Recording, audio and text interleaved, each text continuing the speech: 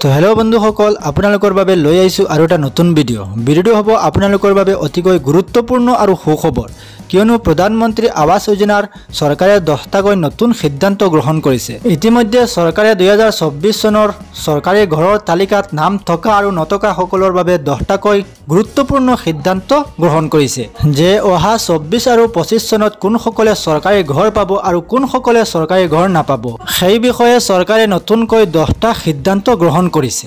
যদি আপোনাৰ 2024 চনৰ চৰকাৰী ঘৰৰ লিষ্টত নাম আছে, তেতিয়াহ'লে এই ভিডিঅ'টো হ'ব আপোনালোকৰ বাবে অতিকৈ গুৰুত্বপূৰ্ণ।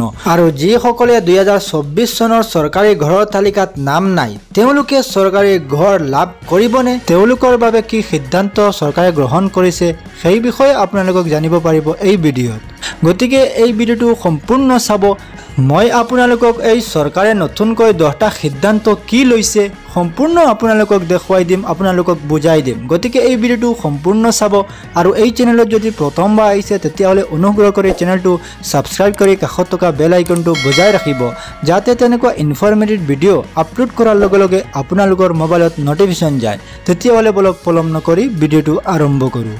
প্ৰথম সিদ্ধান্তটো হৈছে সিদ্ধান্ত নম্বৰ 1, যিসকলে 2018 চনৰ পিছত প্ৰধানমন্ত্ৰী আৱাস যোজনাৰ অধীনত চৰকাৰী ঘৰ পোৱা নাই, সেইসকলৰ 2018 চনৰ ঘৰৰ তালিকাত নাম থাকক বা নাথাকক, তেওঁলোকে 2024 আৰু 25 চনত ঘৰ পাব।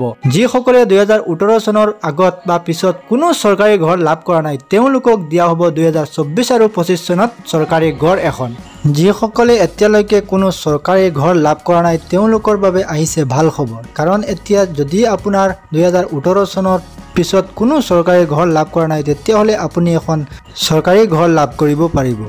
এতিয়া আহিছোঁ সিদ্ধান্ত নম্বৰ 2। সিদ্ধান্ত নম্বৰ 2ত কোৱা হৈছে, যিসকল যোগ্য হিতাধিকাৰীয়ে 2018 চনৰ পিছত প্ৰধানমন্ত্ৰী আৱাস যোজনাৰ অধীনত কোনো চৰকাৰী ঘৰ পোৱা নাই আৰু 2024 চনৰ ঘৰৰ তালিকাত নাম নাই, তেওঁলোকৰ বাবে পুনৰ জিঅ' টেগিং কৰা হ'ব। এইটো আকৌ ভাল সিদ্ধান্ত গ্ৰহণ কৰা হৈছে। যিসকলৰ 2018 চনৰ পিছত প্ৰধানমন্ত্ৰী আৱাস যোজনাৰ অধীনত কোনো চৰকাৰী ঘৰ লাভ কৰা নাই, তেওঁলোকৰ বাবে আকৌ জিঅ' টেগিং কৰা হ'ব। আৰু জিঅ' টেগিং কৰাৰ পিছত যদি যোগ্য হয়, তেতিয়াহ'লে পুনৰ তেওঁলোকক এখন চৰকাৰী ঘৰ প্ৰদান কৰা হ'ব। এতিয়া আহিছোঁ সিদ্ধান্ত নম্বৰ 3। সিদ্ধান্ত নম্বৰ 3ত কোৱা হৈছে, 2024 চনৰ ঘৰৰ তালিকাত নাম থকা কোনো হিতাধিকাৰীৰ যদিহে পকী ঘৰ আছে, তেন্তে 2024 চনৰ ঘৰৰ তালিকাত নাম থাকিলেও ঘৰ নাপাব।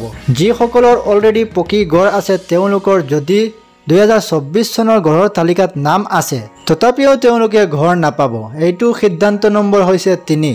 এতিয়া আপোনালোকক দেখুৱাই লৈছোঁ যে সিদ্ধান্ত নম্বৰ 4ত কি কোৱা হৈছে। সিদ্ধান্ত নম্বৰ 4ত কোৱা হৈছে, 2024 চনৰ চৰকাৰী ঘৰৰ তালিকাত নাম থকা কোনো হিতাধিকাৰীয়ে যদি তেওঁৰ গাঁও সলনি কৰিছে, তথাপিও তেওঁ নতুন গাঁৱত ঘৰখন সাজিব পাৰিব। যদি কোনো হিতাধিকাৰীয়ে 2024 চনৰ চৰকাৰী ঘৰৰ তালিকাত নাম আহি গৈছে আৰু তেওঁ আগত এখন ব্লকত আছিল বা এখন পঞ্চায়ত আছিল, তাৰপিছত আৰু বেলেগ এখন পঞ্চায়তত গুচি গৈছে, তথাপিও তেওঁ এই ঘৰখন সাজিব পাৰিব তাত গৈ।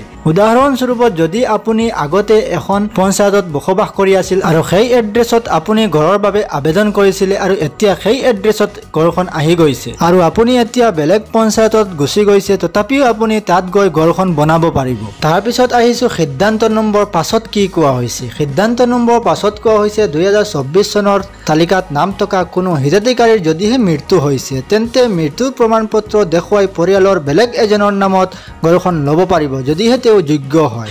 এইটো আকৌ সিদ্ধান্ত ভাল লোৱা হৈছে। যদি 2024 চনৰ তালিকাত নাম আহি গৈছে আৰু সেই মানুহজন মৃত্যু কৰিছে, তেতিয়াহ'লে পৰিয়ালৰ বেলেগ এজনৰ নামত এই ঘৰখন ল'ব পাৰিব, যদি তেওঁ যোগ্য হয়। আৰু যিজন মৃত্যু হৈছে, তেওঁৰ প্ৰমাণ পত্ৰ দেখুৱাব লাগিব। প্ৰমাণ পত্ৰ দি আপুনি এই ঘৰখন ল'ব পাৰিব। এতিয়া আহিছোঁ সিদ্ধান্ত নম্বৰ 6। সিদ্ধান্ত নম্বৰ 6ত কি কোৱা হৈছে। সিদ্ধান্ত নম্বৰ 6ত কোৱা হৈছে, 2024 চনৰ ঘৰৰ তালিকাত নাম থকা প্ৰতিজন হিতাধিকাৰীৰ নামত জব কাৰ্ড থাকিব লাগিব।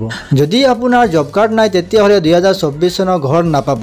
যদি নাই, আপোনালোকে সোনকালে জব কাৰ্ডটো বনাই লওক। এতিয়া আহিছোঁ সিদ্ধান্ত নম্বৰ 7। সিদ্ধান্ত নম্বৰ 7ত কোৱা হৈছে, 2024 চনৰ ঘৰৰ তালিকাত নাম থকা প্ৰতিজন যোগ্য হিতাধিকাৰীৰ নামত আধাৰ কাৰ্ড থকাটো বাধ্যতামূলক।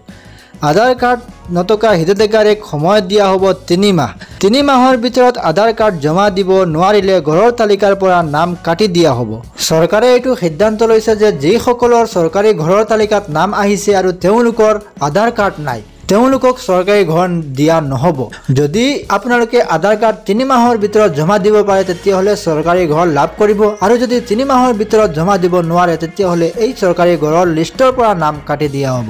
এতিয়া আহিছোঁ সিদ্ধান্ত নম্বৰ 8। 2024 চনৰ ঘৰৰ তালিকাত নাম থকা যিসকলে 2018 চনৰ তালিকাৰ পৰা ঘৰ পাইছে সেইসকলৰ নাম 2024 চনৰ ঘৰৰ তালিকাত নাম থাকিলেও ঘৰ নাপাব। যদি অলৰেডি তেওঁলোকে 2018 চনৰ পৰা ঘৰ লাভ কৰিছে আৰু আকৌ 2024 চনৰ ঘৰৰ তালিকাত নাম আহি গৈছে তথাপিও তেওঁলোকে চৰকাৰী ঘৰ নাপায়, এই 2024 চনৰ ঘৰৰ পৰা নাম কাটি দিয়া হ'ব তালিকাৰ পৰা। এতিয়া আহিছোঁ সিদ্ধান্ত নম্বৰ 9। এইটো চৰকাৰে সিদ্ধান্ত লৈছে যে 2024 চনৰ ঘৰৰ তালিকাত নাম থকা সকলৰ নিজৰ দখলত মাটি থাকিব লাগিব। যদি আপোনাৰ নিজা মাটি নাই তেতিয়াহ'লে চৰকাৰী ঘৰ আপোনালোকে নাপাব। যদি আপোনাৰ দখলত মাটি আছে তেতিয়াহ'লে 2024 চনৰ ঘৰৰ তালিকাত নাম থাকিলে আপুনি চৰকাৰী ঘৰ এখন লাভ কৰিব, আৰু যদি 2024 চনৰ ঘৰৰ তালিকাত নাম আছে টকাৰ পিছতো আপোনাৰ নিজা দখলত মাটি নাই তেতিয়াহ'লে এই ঘৰখন আপুনি নাপাবও পাৰে। এয়া আছিল নতুন চৰকাৰে সিদ্ধান্ত গ্ৰহণ কৰা চৰকাৰী ঘৰৰ বাবে। আপোনালোকে নিশ্চয় বুজি পাইছে যে নতুন চৰকাৰী ঘৰৰ বাবে চৰকাৰে কি সিদ্ধান্ত গ্ৰহণ কৰিছে। আশা কৰিছোঁ ভিডিঅ'টো ভাল লাগিছে। যদি ভাল লাগে তেতিয়াহ'লে এটা লাইক কৰিব, আৰু এই ভিডিঅ'টো আপোনালোকে যিমান পাৰে শ্বেয়াৰ কৰি দিব, যাতে গৰীব দুখীয়া সকলোৱে জানিব পাৰে যে চৰকাৰে কি সিদ্ধান্ত গ্ৰহণ কৰিছে চৰকাৰী ঘৰৰ বাবে। আজিৰ ভিডিঅ'টো ইমানেই আছিল। ভিডিঅ'টো প্ৰথমৰ পৰা শেষলৈ চোৱাৰ বাবে ধন্যবাদ। আপোনালোকৰ দিনটো শুভ হওক। Thank you so' much. জয় হিন্দ।